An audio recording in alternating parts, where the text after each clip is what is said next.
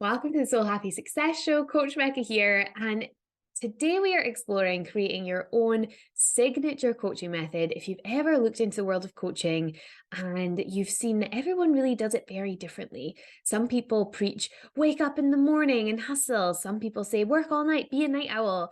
Some people are saying, disappear for 9 months, hustle and come out on top.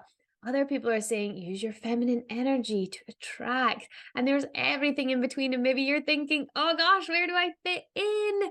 If you are wondering that you're in the right place, no more coach. We are going to explore your signature coaching method today. We're going to give you some suggestions of things to think about so that you can go on and you can create what feels right for you. Before you do, please like and subscribe. It helps so much. And it means that you won't miss a beat on this journey. So this training presents 3 questions to help you figure out what your coaching method is going to be, what it's going to look like. So question 1 is, do you have any experience? So you might have the certifications and you might not have the certifications. So this is for everyone, right? If you've ever coached a person, or if you are a friend, a partner, a mama, a human being on this earth that has walked beside someone through anything, or yourself, you can do this. All right. So start taking note of the advice that you are asked for, because that will be a really key determining factor on what people think your area or your zone of genius is. And when you start to understand, okay, well, maybe people do come to me for relationship advice a lot, or maybe they do come to me for financial advice a lot. Maybe they do wonder how to start that business or how to do this particular thing. Then you'll start to have an idea of what the market, aka the people that you know, are struggling with, so that you can help them. Coaches exist to solve problems. That's it. I'm just a big old problem solver. Okay. So if you're thinking, what can I coach? Start to think, okay, well, what do people ask me already? But then equally, I want you to really think, this is not just for others. This is also what you've gone through yourself. So especially if you are deciding to launch into this career of coaching and you choose not to have the certification because you do not need it, that is a fact that you do not legally need to have a coaching certification to be called a coach, just FYI. You do not need it. If you choose to go down that route and you want to make money, you must have the result. That's key. You must have the result. So it's not just about what do other people ask you, it's also about what have I proven results in. So I've mentioned this before, that at one point in my career, I was really torn between, do I become a business coach? Do I start helping people to create their own coaching businesses? Or do I become a relationship coach? If you're here, you will know which one I chose. But at the time, everyone was coming to me for relationship advice, but I had only just met my husband. And now I feel like I would have a lot more of a grounding in being a relationship coach after getting married in less than 9 months.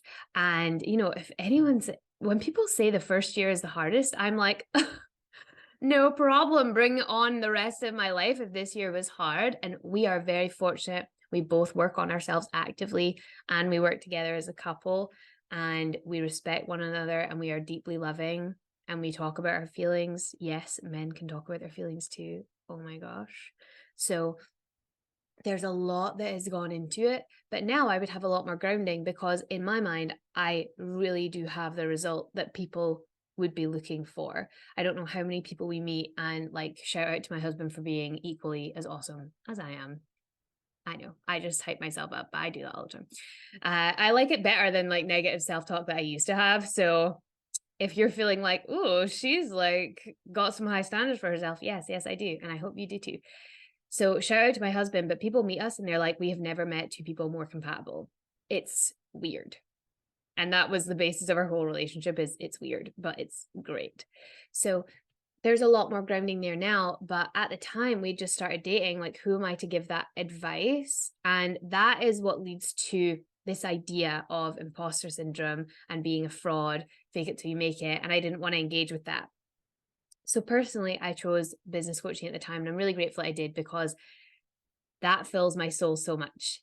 So this is the next thing. So when we talk about experience, do you have the experience? Have you coached others? Have you done it yourself? And then also, what could you talk about over and over again? If someone gives you a mic, what's going to keep you there on the screen for forever? Like, what are you going to get on your soapbox about? What are you going to be excited about? What gives you passion? What gives you drive? What do you read books on in your spare time? What are you just so obsessed with? And oh my gosh, I'm so obsessed with female entrepreneurs. You just don't even know. What are you obsessed with? Oh my goodness. All my books are either written by women or they're coaching books. That's all I read. I try and read fiction. I try so hard. Sometimes I do, and then I fall into a fiction rabbit hole for like a hot minute and no one sees me because I'm literally, my nose is in the fiction book. But oh my gosh, I will read a non-fiction personal development book all damn day. And it feels so good. Oh my goodness. I've considered doing book reviews and I would love to know your thoughts. Do you want book reviews? Please let me know. DM me at So Happy Suggest and be like, girl, do book reviews. I would love to do that for you. But let's move on, because this isn't about me and what I can offer you. This is about you. So we have to think, what are people asking us for? What's the market want? What result do I have? And then also, what do I just freaking love talking about? What is going to make me love my life if I talk about it all the time? And then question 2 is, now that you know all that, what are the go-to themes of your advice? What are the go-to themes of your advice? So what are you telling people to go do? Not that you are telling people to just do things as a coach, but the difference, or a very big difference between therapy and coaching, is that coaching always has something actionable. It should always have a perspective that you're taking away. It should always have an action for you to practically do so that you can embed it in your body. It's almost like an NLP embedding skill. So there should always be something actionable. Therapy is not always like that. And, you know, I know that firsthand. I was in therapy a number of years ago. This was just pre-pandemic. It was probably 2019, I believe, maybe the very beginning of 2020, but I'm pretty sure it was like mid 2019. And I went to a new therapist. I was in a new city and I was struggling. I was on the struggle bus. I was working really hard and I wasn't seeing results. I wasn't doing the right things. I didn't have ambitions that were aligned with me. I had a lot of growing to do. So I chose to go to a therapist. And when I went to her after our first session, she said, I know that you want something to take away and do, like some kind of homework, but I just want you to come back next week. And I was like, okay. And wonderful therapist, like nothing against therapy. I think it's wonderful, but I thrive on things that are actionable. So it was a great lesson for me to learn, to have nothing to take away to do and to be told, actually, you probably need to slow down, was really profound. But I didn't get that through coaching, because coaching is consistently actionable. So you've got to think about, what is it that you're telling people to do? What do you suggest? So whether it is a perspective shift that you are reminding someone of. So for example, if we look at something very simple, so this is, I know it's a big word for something that's very simple, but if we think at positive reaction conditioning, so negative and positive reaction conditioning, for example, your client comes to you and they say, every single time I open my laptop to work my business, I just hate it. Oh, well, first of all, if you're going to speak hate over anything, that's a problem. You're going to kill it. Anything you speak hate over it, you kill it, the molecules and all. So we want to shift that. So we want to add a positive trigger in there. So we want to think, okay, well, if you feel these like big feelings and it feels negative, then what we're going to do is we're going to condition you differently. So maybe every day when you open your laptop, what you're going to do is, before, you're going to dance to your favorite song. And when you open your laptop, you're not going to work first thing. You're going to journal a page just through typing. And you're going to fix this relationship that you have with opening the laptop, because that's a problem for you, right? So it can be something as simple as, we just have to switch how we're doing something. And there is a bit of action in there, but the brain break is, well, if you speak hate over something, you're going to kill it. So maybe just start focusing on, what are your negative reactions and what do you want to do instead? You don't even have to do them this week. You can just think about it. So that's like a little brain break, right? Hope you got a nugget out of that. And if that is something you offer, if perspective is always something you offer, perspective is something that I'm always saying, like, we need the perspective first. You'll have heard in my other videos. So, and podcasts and all the things, you will have heard me always say the perspective first. So if perspective is a really key part, then perspective is a part of your coaching model. But then you might suggest things like journaling and dancing and meditating and feel good movies. What are the fallback actions that you use to get the results that you have that you can pass on?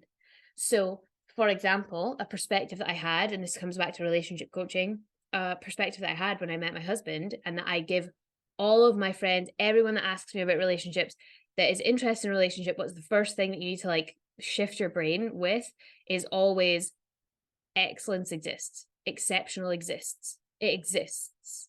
That's such a powerful and profound switch of your mindset. And that happens first. So if I was to be a relationship coach, I'd be like, okay, exceptional exists. That's definitely one of my pillars. And everything will come out of that. So maybe when I say exceptional exists, journal about it, write who is your ideal person, what are they like, and then you become that person, and then you'll attract that person. So there's things underneath it, but what are the real pillars of perspective that you give and also actions that you give? So it might be, if you are, again, like, let's go relationship coaching for an example. I like to give a myriad of examples. So if we do relationship coaching, if someone was interested in finding their partner, I would say, okay, well, where are you going to find them? Where do you have to go to find them? Are you like really interested in someone that goes to the gym? Well, maybe you should go to the gym and like hang out there or something. Would that not be an obvious choice? Maybe it's, I want to look for someone that's looking for what I'm looking for. Go on a dating site and have a very specific objective that you're looking for someone in a relationship. So it's adding in those actions of get out there, try it, have fun, try. Try is probably the pillar that I would go for there, is try and try again. The more people that you meet, the more likely it is that you're going to meet the soul human, the person that you're meant to be with. I 100% believe that my soul was called to my husband and everything has happened in my life to bring him to me and me to him. So it's, what are those pillars for you in what it is that you choose to coach? And I know that this seems like a really big example. So I want to like pull it in, because you can be thinking, well, this gave me a result, and this gave me a result, and this gave me a result. So question 3 is, do others get the result?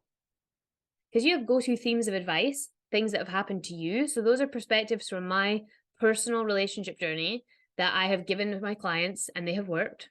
So just in case you're wondering, everything I gave you in the last situation, I literally was working with one of my first clients when I was still in that like business or relationship, came in for business and transpired into relationship because the universe loves a joke, and has been with her partner for over a year. They've bought a house together. She is a bonus mom and she's killing it.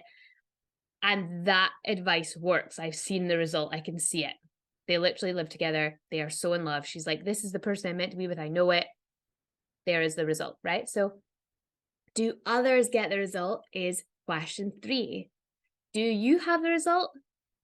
For example, if we're just rocking and rolling with relationships, I have a very happy marriage. I can say that. I say that with the biggest smile on my face because I know what the opposite is. I have a very happy marriage. I have a wonderful husband. And my clients have wonderful relationships. Why is that? Oh, it's because we use the same system, right? So do they have the results also? Yes, amazing. Do people come back to you and tell you that it's worked? Do people come back to you and show you the result? I had a message from one of my clients, got her first paid client a few weeks ago, and she just sent me a picture of money on the table, and I was like, oh girl, yes, like she's showing me she's got the result, and I love it. We love speaking greatness over money in our house. So are the results happening? And if they are, then you could be like, yes, this is a solid pillar, because not always do the things that you think are the best things work. Not always. I have tried some things and I'm like, this changed my life. This broke my brain. My whole world is different. And my clients are like, yeah, okay, if you say so. I'm like, oh, dang it. That session, that didn't work. And that's why, and this is a training for another day, but that's why I believe at the beginning, everyone should be starting with one-to-one, which is different from if you look at business programs that preach start with group and figure it out as you go and put yourself in the fire. I think there are people that can handle that. I really do. And if that's you, I love that for you. Don't take this perspective that I'm about to give everyone else. But I equally think that puts a lot of pressure on you. You have to sell something for the first time, potentially ever. You have to sell it to multiple people because you can't just have one person in your group. It creates pressure. And then if you do it and you don't know what you're doing, those people aren't going to get the results that you've promised, because also a lot of these business programs, I am not naming names and I am not dragging anyone through the mud because I don't believe that that is fair. But if you're saying you'll get this result and you've never taught someone to do it, you will focus so heavily on other people getting the result and not everyone will get it. I have worked with some women for over a year to get their first client. They have not taken the action. They don't have their first client. It's not a reflection of me as a coach. And you have to accept that. You can give someone all the best advice in the world and all the best guidance. And if they are not going to take the action, it's not going to happen for them. It's just truth. And then I have other clients that come in and they're getting podcast sponsorships and first clients in a hot second. And you're thinking, oh, they're building workshops for young people across the world. You know, I'm very fortunate. I have a client in Australia. Oh my gosh, I'm so grateful. I have clients in the UK, I have clients in the US, but across the world, they're doing amazing things. They're setting up these new workshops and just like having all these creative ideas and inspiration, getting it out to market, and the market's responding really well. And there's other people that are like, why am I in the same place? And you're like, it's okay. Your journey is just different. Your journey is just longer because you're not willing to take the action that will give you the result. So group programs can really stress people out for that. Can really stress you out for that because you think every single person has to get this result or I failed. I don't think I failed. And if anyone watches this and thinks I failed, that's your perspective. Nobody asked for your wrong opinion, but no, I'm kidding. That's a perspective. I don't think I've failed. I haven't failed my clients when I've gone above and beyond and broken my back to give them everything I can to get them to the next level, to get them their paid clients. I have introduced my clients that I have now to past clients as beta clients, as paid opportunities. I will go a step beyond what you ever believed was possible because I believe that's how I run my life and that's how I run my business. How can I deliver something that's of such exceptional value that you have no choice but to grow? And still, there are going to be people that don't. So group programs can put a lot of pressure on you to have to create this result and have to get people in your program. And that like, oh, it's hard, it's hustle, do it, rah, is not always helpful for everyone. I like living by a vision and not by pain pushing me and pain saying, you have to do all of this because if you don't, you suck. Like, I don't want that. I want everyone that's listening to be pulled by a vision. And I want that for your clients too. So please, like, be mindful of that. That is my gift to you. That is all I would hope for you to infuse into your coaching and your programs in the future, is that you don't make it about pain pushing people and hurting people and making people unhappy and stressed out more than they have to be, because life as a journey is not going to be all sunshine and rainbows, and we all know that. So live by being pulled by the vision, and there are visualizations in the past that you can go back and check, and I've done, shows on how to visualize and what that looks like, so please check those out. But something that works and something that I can give you that absolutely works is remember the vision. I'm always helping my clients to remember their vision. I'm always messaging them, remember the vision, so that they remember it, so that they have this positive reaction conditioned in. That's a big part of my journey and a big part of how they get results, is because they remember the vision and they start to work towards it. So after answering all these questions, you'll have a far better understanding of what you teach so that you can pull it into your own theory. So an example is I run my business by the vibe theory. That's what I call it. And it stands for visualization, implementation, belief, and energy. Those are the things that I coach. Every perspective, every tool in the tool belt is around these 4 areas. And that's how I created my signature coaching method. So for you to do that, you have to ask yourself the questions. Do you have any experience? Yes, you do, yourself personally and for other people. And you're going to pull that in. Then you're going to think, what are my go-to themes of advice? When I have done these things in the past for people or myself, what have been the actionable steps that I have taken? And then the third question was, do others get results from this? Did people come back to you and say, hey, thank you so much for recommending journaling. You're right, my stress is reduced. Because if you journal twice a week, then your stress is reduced by 12%. So you're going to get the results statistically, right? And our power question of today, because then I started to tell you my theory is called the vibe theory. I pulled it into 4 very key areas, so it's easy for me to remember, easy for my clients to remember. So what could your signature coaching method look like? Play around with those words. Find something that resonates with you. And if you have any questions, hit me up in the comments, DM me at Soul Happy Success. I'm always so excited to speak to you, to give you more nuggets, to be informed of what shows you would like to come up next. And in the meantime, I'll be over here believing in you, knowing you can do it. And I'll see you next week.